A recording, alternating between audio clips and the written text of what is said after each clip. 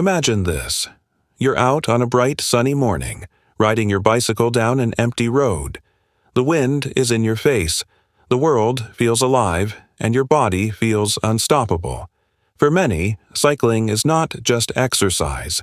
It's freedom, escape, and a symbol of energy. But what if I told you that something as simple and healthy-looking as cycling could secretly be affecting your sexual health?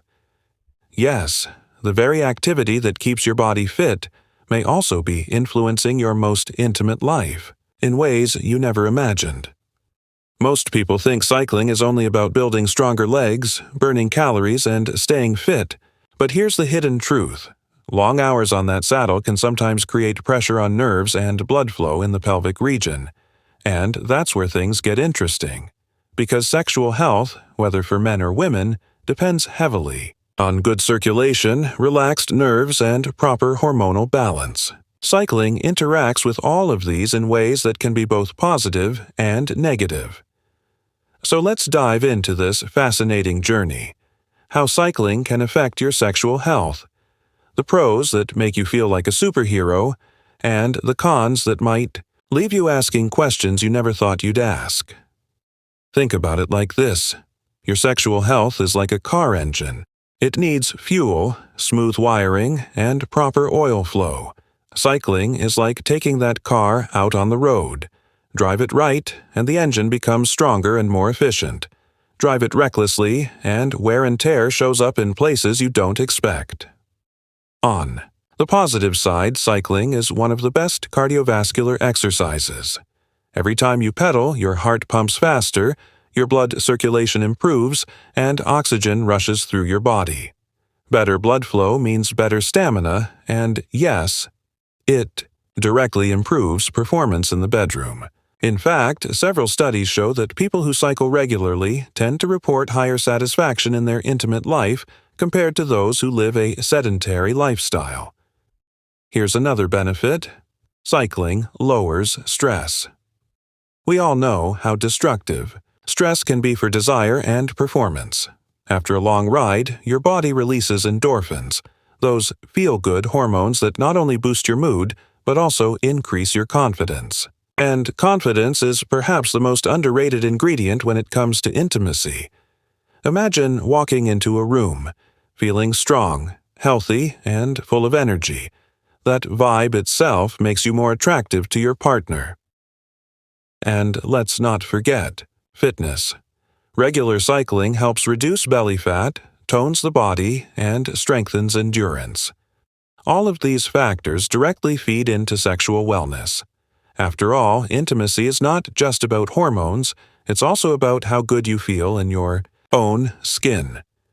But here comes the twist. Every rose has its thorn, and in the world of cycling, the thorn is the saddle. Sitting for long hours on a narrow bicycle seat puts pressure on the perineum, the area between your genitals and your anus. This region carries vital nerves and blood vessels connected to sexual function. When compressed too long, circulation can slow down, nerves can feel numb, and over time, problems may begin to surface. Some men report temporary numbness after long rides. For women, extended saddle pressure can sometimes lead to discomfort or reduced sensitivity. Now, this doesn't mean cycling is dangerous, but it does mean balance is crucial. And here's where suspense builds. Imagine dedicating years to cycling, becoming fitter than ever, only to discover later that you're struggling with reduced sensitivity or unexpected discomfort. That paradox is what makes this topic so important, because what keeps you healthy on one side might be challenging another aspect of your well-being. So, how do you enjoy all the benefits of cycling without falling into the trap of its risks? That's where smart strategies come in.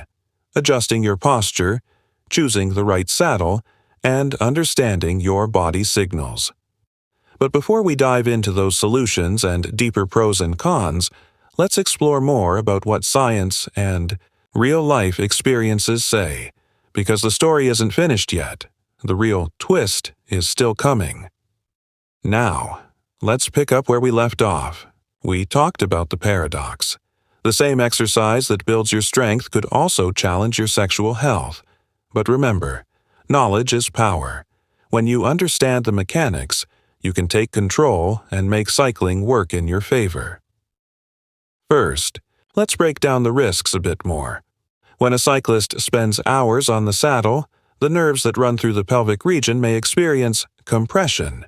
Think of it like squeezing a garden hose. Water doesn't stop completely, but the flow weakens. Similarly, blood and nerve signals slow down. This can lead to sensations of tingling, temporary numbness, or, in rare cases, longer-term challenges with arousal and response. But before you panic, studies also show that these risks are mostly linked to poor equipment or poor posture. A well-designed saddle with a cutout in the middle can drastically reduce pressure, and small adjustments, like tilting the seat slightly forward or standing up every 10 minutes during a ride, can make all the difference. On the flip side, let's not ignore the positives. Cycling is a secret powerhouse when it comes to boosting testosterone in men and balancing hormones in women. Exercise naturally stimulates the release of growth hormones and supports overall vitality. Imagine having more energy throughout the day, better mood, and higher drive, all thanks to a simple daily ride. One fascinating example comes from a study of Italian men who cycled regularly. Researchers found that while some experienced mild numbness, the majority actually reported improved stamina and performance compared to non-cyclists. Why? Because their cardiovascular health was so much stronger, their bodies simply functioned more efficiently. And let's get real. Intimacy is not just physical. It's also emotional. Couples who cycle together often report stronger bonds. Picture this. You and your partner riding through a trail, laughing, pushing each other, celebrating small victories.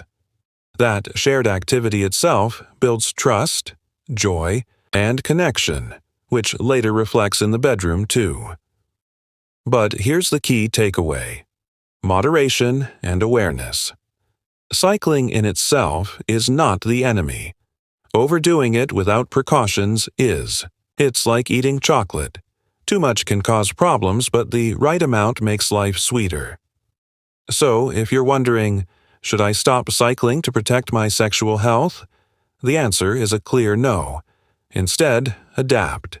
Invest in a better saddle, maintain good posture, and mix cycling with other forms of exercise like swimming, yoga, or strength training. Your body loves variety. Now, let's address the curiosity that started all this. Is cycling good or bad for your sexual health? The truth is, it's both. Done right, it's one of the best exercises you can ever choose. Done wrong, it can create challenges. The power is in your hands, or rather, under your seat. And here's something to think about. If such a small detail like adjusting your bike seat can change the course of your sexual health, what other small daily choices are silently shaping your future? That's the bigger picture cycling teaches us: balance, awareness, and control. So next time you hop on your bike, remember, you're not just training your body, you're also shaping your intimate health. Ride smart, and the benefits will far outweigh the risks. If you found this video eye-opening, don't keep it to yourself.